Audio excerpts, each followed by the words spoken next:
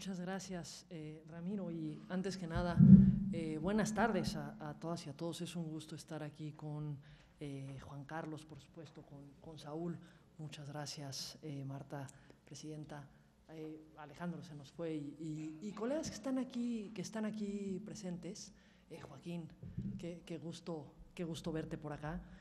Y antes que nada yo iniciaría sumándome un poco la indignación que señaló Juan Carlos al inicio de su intervención, indignación por los casos que señaló y tantos otros casos que lamentable y lastimosamente vivimos en nuestro país el día de hoy y que no pueden ser ajenos a ninguna discusión que tengamos respecto de cómo podemos ir avanzando en la construcción de un país, en la construcción democrática de nuestro país. Y yo englobo este observatorio precisamente en un ánimo de construcción democrática a partir de algo que muchas veces se nos olvida y que me hace celebrar todavía más el que sea la propia Sala Toluca la que propicie estos espacios, que es el espacio de discusión y rendición de cuentas al poner a la vista y a la discusión las decisiones que se toman desde el ámbito de los jueces.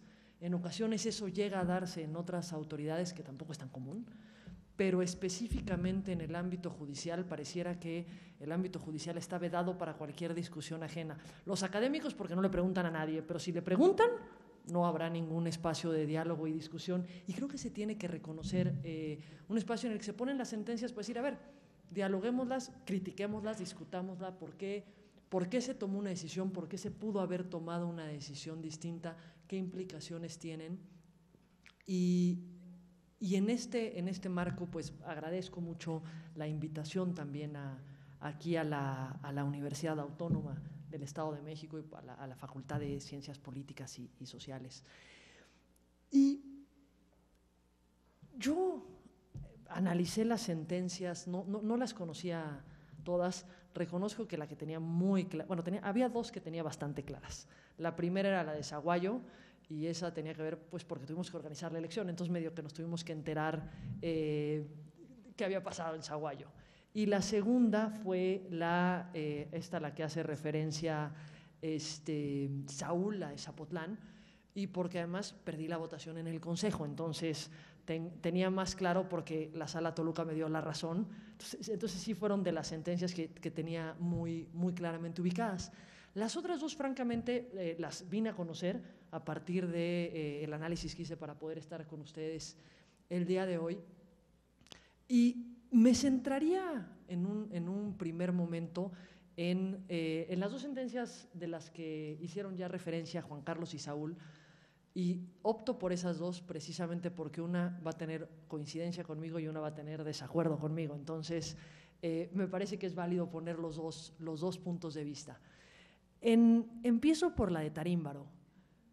A ver, la sentencia de Tarímbaro es una sentencia que yo iniciaría diciendo tiene claroscuros para mí. En mi óptica tiene claroscuros que vale la pena poner sobre la mesa. ¿Y por qué defino claroscuros? ¿Por qué utilizo ese término?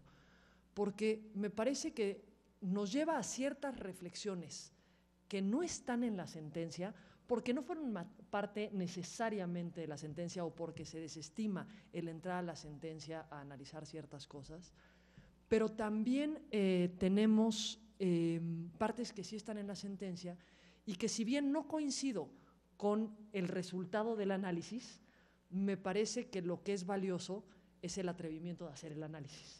¿Y a qué me refiero en particular? ¿Qué es lo que no miro en la sentencia y que no tendría que estar en la sentencia necesariamente, pero que es una reflexión que me queda en el momento que veo esta y que veo otras sentencias? Porque también en este caso, con independencia de la discusión de esta institucionalidad partidista y etcétera, de lo que planteabas, en lo que habría sido la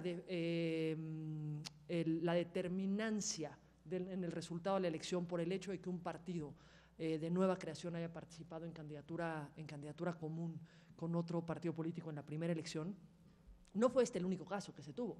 Se tuvieron varios casos, por ejemplo, Ciudad Hidalgo, también en Michoacán, sí llevó a la anulación, porque el detalle es que al momento de ver los resultados electorales, participar con y sin coalición sí nos daba resultado, perdón, con y sin candidatura común sí nos daba resultados distintos. Entonces, aquí al ver esta sentencia, el primer tema es dos reflexiones sobre el tema del que se haya permitido participar a un partido político en candidatura común a pesar de ser un partido de nueva creación. A ver, y lo pongo en la reflexión en torno a cómo debe de ser el papel, no cómo está regulado hoy el papel, cómo debe de ser el papel de las autoridades administrativas y de las autoridades electorales. Hay un primer reproche que haríamos con todo respeto, que es el reproche a la autoridad administrativa. ¿Cómo fue que permitió que fueran en candidatura común un partido de nueva creación con otro partido? Cierto, la regla es terriblemente clara en la Ley General de Partidos Políticos cuando hablamos de coaliciones. No lo es tanto, o no lo dice expresamente cuando se habla de candidaturas comunes. El detalle es que básicamente son lo mismo, y son lo mismo me refiero en cuanto a la finalidad que tienen, es decir, que dos partidos o más partidos postulen a un mismo candidato para una competencia, con diferencia si hay candidatura común que si hay coalición, pero el propósito en la postulación es exactamente el mismo, por lo que nos llevaría a la lógica de que tiene la misma consecuencia. Pero aquí pongo un paréntesis en un detalle que tal vez nos llevaría a una conclusión diversa, y es una decisión, digo de broma, una decisión democrática que toman los congresos de muchos estados en los que se ha incorporado la figura de las candidaturas comunes y que permiten que los partidos políticos participen con el mismo emblema. ¿Por qué me llama la atención que participen con el mismo emblema? Porque no solamente fue una reforma legal de hace un par de años el hecho de que todos los partidos tienen que participar con su propio emblema precisamente para medir la intención del voto real de los ciudadanos, es decir, por qué partido en concreto votan o por qué partidos en concreto votan y no hacer una transferencia de votos. Esto se incluyó en el COFIPE antiguo desde hace tiempo, pero la parte que es relevante no es que se haya incluido en el COFIPE, es que se incluyó en la Constitución en el 14. El transitorio constitucional a la reforma del 14, el segundo transitorio, establece expresamente que los partidos en coalición tienen que participar con su propio emblema. Eso nos llevaría a la consecuencia lógica que en candidatura común ocurre lo mismo. Y sin embargo, hay cantidad de legislaciones que permiten que en candidatura común se compita con un solo emblema, que haya transferencia de votos, que es exactamente lo que se trató de evitar con las coaliciones, y sin embargo no ha habido ninguna declaratoria de nulidad sobre ese tema, no ha habido ninguna, inconformidad por parte de los tribunales, al menos que yo conozca, en torno a ese tema. ¿Por qué? Entonces sí le doy el mismo tratamiento de coalición para efecto de que compita un partido de nueva creación y no le doy el tratamiento de coalición para que compita bajo el mismo emblema cualquier partido que compita en candidatura común. No sé si me explico por qué pongo el parangón de estos dos elementos, porque creo que ninguno de los dos debería permitirse. Me parece que sí es lógica, es clara la lógica constitucional en cuanto a que la candidatura común y la coalición para estos efectos deben de ser símiles y las reglas de uno o las prohibiciones de uno le deben de aplicar al otro. Y si seguimos esa lógica, aquí viene el reproche a la autoridad local de Michoacán, porque permitió el registro de una candidatura común en la que participara un partido de nueva creación. Y la crítica al sistema como lo tenemos. Resulta que si en una determinada entidad un partido decide, o un conjunto de partidos deciden hacer algo contrario a la ley, la autoridad lo valida y nadie de los contrincantes lo impugna, se mantiene válido hasta el final y opera principio de definitividad. Y entonces ya no tenemos ninguna consecuencia a una conducta que es expresamente contraria a lo que se está pretendiendo. Podrían haberlo impugnado en su momento, pero no se hizo. Y entonces se está dejando a la valoración de los contrincantes si lo pelean o no lo pelean, porque habrá contrincantes que a lo que apuestan es, pues si gana por poquito, anulo la elección.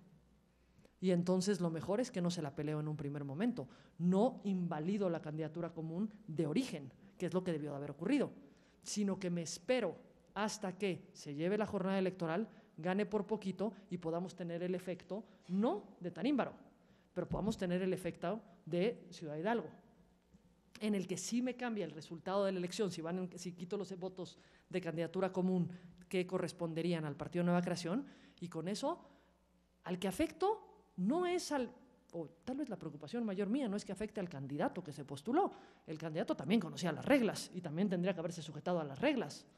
Los partidos también conocían las reglas y tendrían que haberse sujetado a las reglas. ¿Y el elector?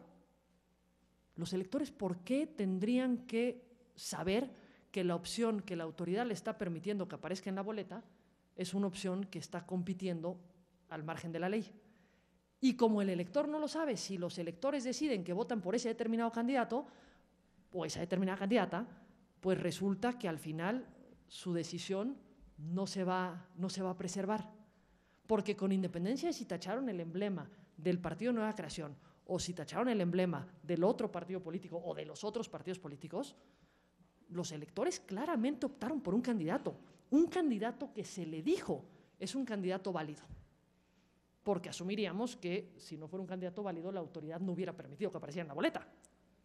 Pueden haber cuestiones supervinientes, pero esta no es superviniente, esta era anterior. ¿Cómo tendría que establecerse un sistema? Y lo pongo como una reflexión porque me surge de esta sentencia. ¿Cómo podríamos establecer un sistema en el que garantizáramos que tengamos vías reales para poder garantizarle a las ciudadanas y los ciudadanos que aquello que van a tener una boleta sí es una opción viable? Y ese es parte de los claros que digo en torno a esta resolución. Porque al estar haciendo el análisis, la argumentación que se sigue para crear este principio, para exponer este principio de, ¿cómo le llaman? Institucionalidad partidaria, es precisamente el que no se puede dejar sin amparo el que los partidos se ajusten a las reglas o los contendientes se ajusten a las reglas, o más que a las reglas, siguiendo la lógica de la sentencia, a los principios establecidos en la Constitución. Y esto es algo que creo que se termina dejando un poco en el desamparo. Otro claro que yo le encuentro a esta sentencia, o otra virtud que le encuentro a la sentencia, es algo que me parece que a veces para los jueces es osado, que es revisar una decisión que ya sea, ahora sí que revisar los usos y costumbres. Siempre se ha dicho que si no se alegó algún problema en el registro, al momento del registro ya no se puede discutir al final, pero como siempre se ha dicho, ya ni lo pensamos ni lo discutimos, ya aplicamos el uso y costumbre, que ni siquiera, cuando es jurisprudencia, pues es jurisprudencia, y contra jurisprudencia pues ya no hay mucho que hacer. Pero cuando no es jurisprudencia, y es esto lo que pasaba con el de definitividad al hacer este análisis, ya ni siquiera tengo que entrar a analizarlo, ni siquiera me tengo que tomar la molestia de ver, ¿vale la pena hacer una reflexión distinta o más profunda o no?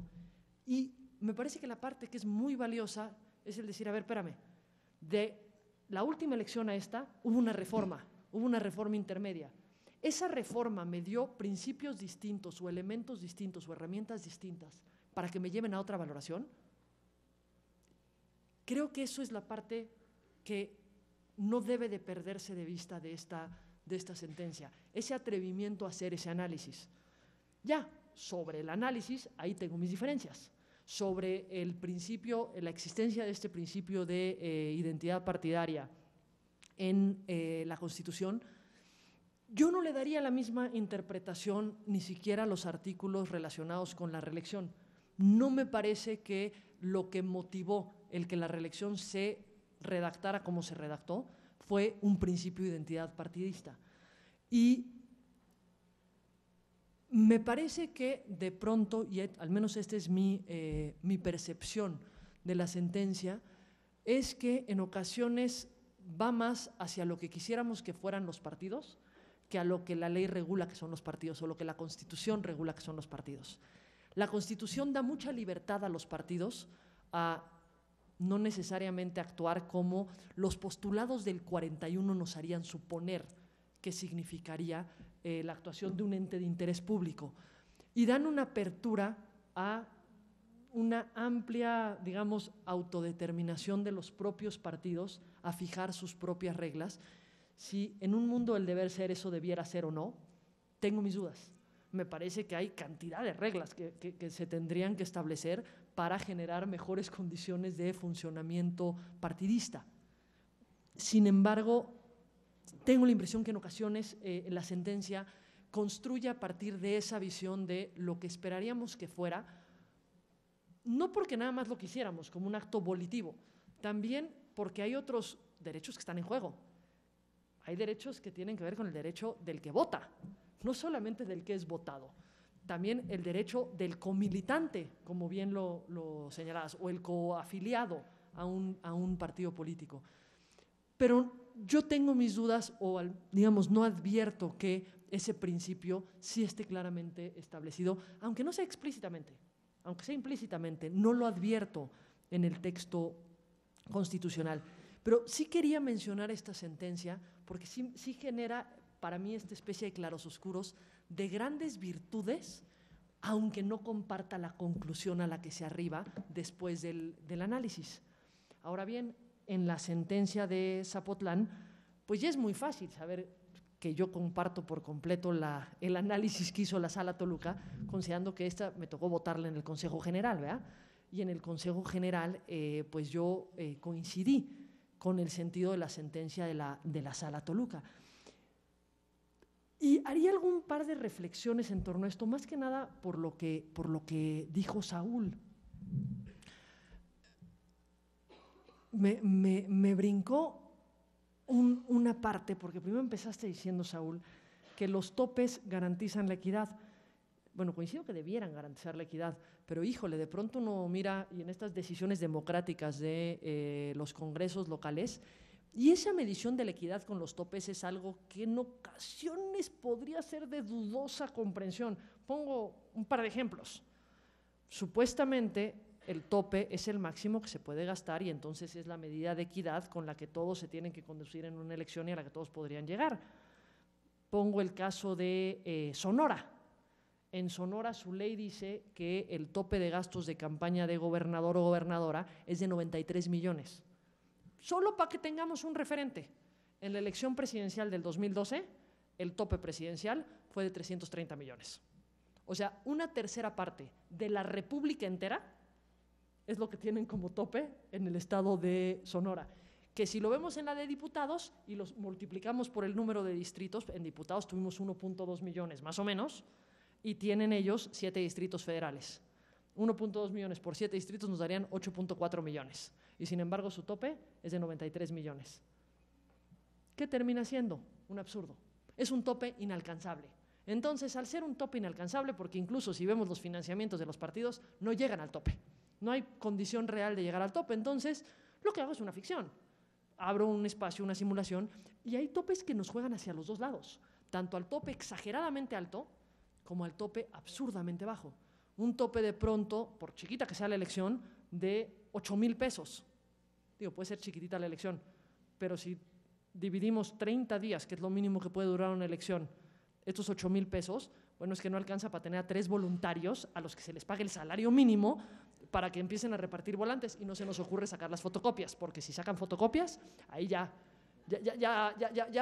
nos rebasamos el tope. Pues eso es un absurdo. Los topes, digo, aspiraríamos a que fueran eso, a que fueran una medida de equidad. Y creo que ese es uno de los múltiples pendientes que se tienen de regulación que me parece que debiera ser constitucional para garantizar, o al menos de ley general, para garantizar digamos, una homologación mínima dentro de los estados que nos llevara a que los topes fueran eso que coincido es que es la razón de ser de los topes. Ahora, decías, Saúl, que la valoración de la autoridad judicial y la de la administrativa fue muy distinta. Eso es cierto, pero también creo que vale la pena retomar un poco cómo fue la construcción de la valoración por la parte de la autoridad administrativa. El proyecto que se circula a Consejo General originalmente no prorrateaba los gastos. La valoración de la unidad técnica de fiscalización originalmente era que el gasto era absolutamente del candidato a presidente municipal. No era la candidata. ¿Por qué? Y el argumento era bastante parecido al argumento que termina esbozando, tal vez con mucha más claridad, y sí tenía que ver mucha más claridad, además de otras cosas, por la cantidad de procedimientos que se resolvían al mismo tiempo, pero la lógica detrás de la construcción era la misma lógica que tuvo la Sala Toluca. Es decir, a ver, estamos ante una concatenación de pruebas, veámoslas incluido el tiempo, en qué momento me refiere que cada una de las partes, qué pruebas son pruebas sobre las que no tenía control el que se está defendiendo y cuáles aquellas sobre las que sí tenía control. Y me parece que esa era, con independencia de cómo se terminó votando o cuál es la razón que dio la Sala Superior al final, me parece que ahí hay un gran valor en lo que estaba defendiendo la Sala Toluca, porque era el defender el fraude a la ley, exactamente, el no te voy a dar por buenas las pruebas que tú pudiste haber armado y las pudiste haber armado a destiempo, precisamente para lograr un efecto respecto de aquellas que se fueron presentando y que yo fui recabando como autoridad y sobre las que tú no tuviste control. Pero no tuviste control porque me fui allegando yo de ellas como autoridad. Y ahí coincido en ese análisis que se hace respecto de la distancia que de pronto hay entre la labor administrativa y la labor judicial. Esa distancia que tiene que ver a veces en cuestiones muy operativas, a veces, y el tema de fiscalización tal vez es uno de los temas donde es más clara esa distancia que en ocasiones hay. No sé si esta sería la mejor resolución para hablar de esa distancia, pero sí lo que se busca para operar un sistema, para poder tener los dictámenes de tiempo.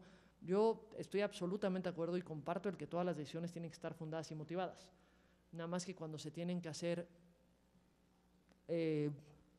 tantos dictámenes, son 100,000 hojas que se tienen que revisar, las probabilidades de que hayan partes que no estén tan detalladas sí son amplias. Tenemos que buscar una mejor forma, porque también tenemos que garantizar el derecho de defensa de los propios sujetos regulados. Pero me parece que ahí hay una parte de construcción que lo que tiene que hacer es partir de un diálogo también entre la autoridad administrativa y la autoridad judicial.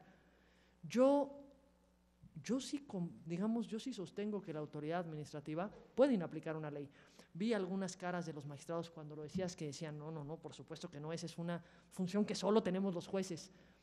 Yo no comparto ese punto de vista. Si vemos las jurisprudencias que ha emitido la Suprema Corte, yo me inclinaría más a que el control difuso sí lleva a que la autoridad administrativa, y más cuando estamos hablando del ejercicio de derechos, sí puede inaplicar una norma, porque además esa es la forma en la que realmente garantizamos el ejercicio de derechos, y no creo que el análisis de las sentencias pueda obviar este tipo de cuestiones, y creo que ya el tiempo está muy ajustado, entonces ya no podré abordar las otras dos sentencias, pero pues les agradezco muchísimo el poder compartir estas reflexiones con ustedes.